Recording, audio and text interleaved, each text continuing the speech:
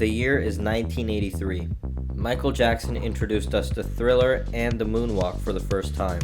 Super Mario Bros. Hit the arcades,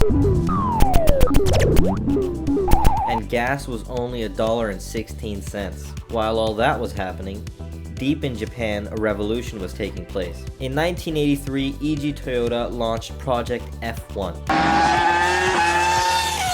Nope, not that. F1 stood for Flagship Number 1, with the simple goal of building the best car in the world to topple Europe's grip on the luxury car market. To do this, the finest engineering team in the world was assembled, and given a blank check and all the time in the world to complete this task. At the time, undoubtedly, the Europeans made the best luxury cars in the world, especially BMW and Mercedes.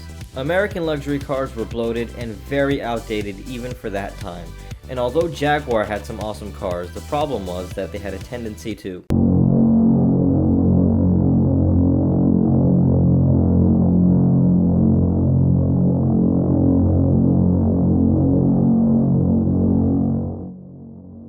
I realize it's a little bit dramatic to compare Jaguar reliability to an atomic bomb, but you know, it's true. However, Mercedes, especially at that time, lived up to its famous slogan, the best or nothing. At that time, the S-Class in production was the W126, and it was a pioneer in safety and luxury. It was first launched a decade before the LS would release. The W126 was one of the first mass production cars to integrate seatbelts, airbags, and ABS into one car. Features that nowadays are taken for granted. To this day, it is the longest production run of any S-Class model, 12 years. Although Mercedes now has a reputation of making creaky, unreliable nightclubs on wheels full of gimmicks,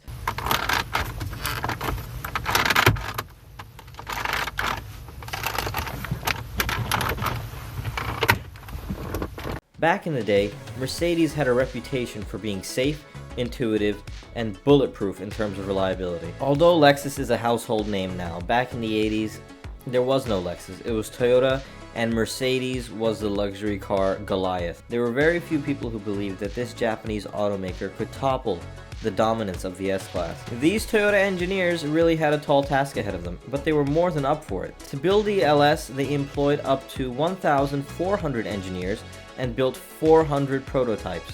This was all in an effort to make sure it could match and even surpass Mercedes' reliability. 1.7 million miles of testing were done in this car. They tested it from the harshest winters of Europe to the scorching heat of the Saudi desert. No expense was spared in making sure this car was the new industry standard.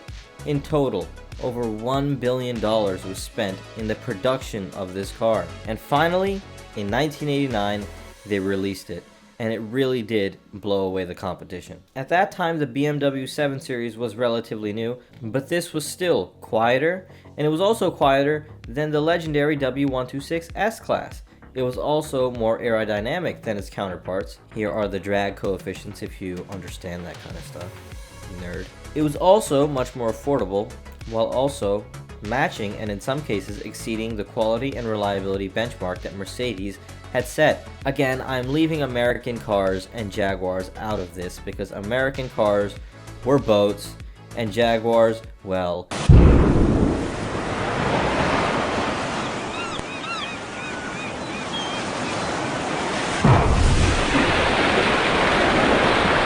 this car was way ahead of its time. It was built with a relentless detail to attention. What? It was built with relentless attention to detail. They had fancy hydraulic pneumatic engine mounts to dampen the engine vibrations. They welded sound deadening materials in between the sheets of steel that built the car up. The engine and the transmission had two separate ECUs to ensure the ultimate shifting experience. So basically, when a shift was about to occur, the combustion would delay just a little bit, lowering the torque and making for a smoother shift. I don't understand how that works, but you know, it says it here. It had air suspension that would adjust height based on its speed for ultimate aerodynamics. And unlike air suspension from Land Rover and Mercedes, it probably worked. Otherwise, Lexus wouldn't be here today. The power steering also changes weight based on the speed you were going. There was laser welding for no visible welds. It was 1.5 times stronger than regular welds. The panel gaps were computer controlled to make sure there was consistency and a high level of build quality. This was the first car that had an adjustable steering wheel with an airbag in it. Again, sounds kind of boring, but this was the first. It even had gauges that were completely redesigned to put less strain on your eyes. This car was crazy, and it did what Mercedes and BMW had a habit of doing for decades, and that is overbuilding and over-engineering their cars. But what they were able to do was make it affordable and reliable. They really pushed the boundaries and made the best product they could make. So what impact did this have? Well, every car manufacturer who built luxury cars had to analyze themselves after this. This car was built at a high standard with advanced technology and still reliable. Mercedes had been able to make great cars, and they charged whatever they wanted because they had no competition. Now, finally, a company had beat them at their own game, make a product more appealing and more affordable. After this, Mercedes threw an insane amount of money to try to match and beat the LS400. However, the subsequent S-Class wasn't able to match the reliability and the affordability of the LS. If you know anything about Mercedes, the following S-Class is the W140, and that is also a legendary car, and probably one of the best luxury cars of all time. But this marked a shift in Mercedes' philosophy. The W126 was built to be the best car in the world, but as the global economy suffered, and as Lexus continued to offer stiff competition, they took features out of the W1240. Mercedes did start to build cars at a price point. Mercedes would no longer overbuild their cars or write blank checks for engineers to simply build the best car they know how. Take a look at modern Mercedes. Lexus accomplished what it had set out to do. Although the more profits-based approach has still ended up working for Mercedes, true enthusiasts know that the company has lost something. Lexus's motto is the passionate pursuit of perfection. If any car lives up to that standard, it is the LS400.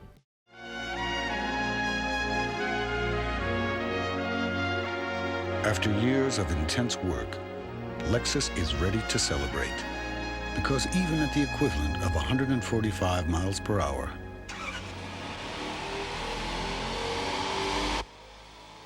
the Lexus LS400 is designed to stir the soul and not much else. If you enjoyed that video, please like and subscribe for more. If you want to hear something about any other car, let me know what car in the comments below. Thank you. Bye. Love you.